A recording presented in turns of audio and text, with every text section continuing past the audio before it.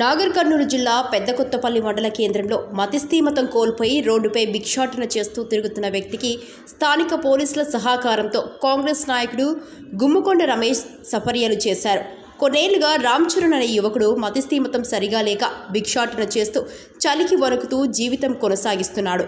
గమనించిన కాంగ్రెస్ నాయకుడు గుమ్మకొండ రమేష్ పోలీసుల దృష్టికి తీసుకెళ్లడంతో చలించిపోయిన ఎస్ఐ సతీష్ మతిస్థీమతం కోల్పోయిన రామ్ చరణ్ను పోలీస్ స్టేషన్కు తరలించారు. కొల్లాపూర్ సిఐ ఆధ్వర్యంలో అతనికి స్నానం చేయించి కొత్త బట్టలు ఇప్పించి భోజనం పెట్టారు.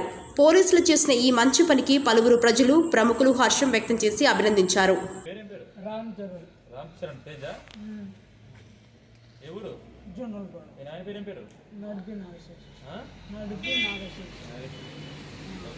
పోలీసులు బట్టలు ఇప్పించారా? పోలీసులు ఏం చేసిరా?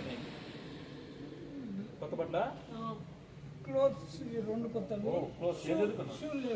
షూ కావాలా? 3 క్లాస్ చదువుకున్నావా?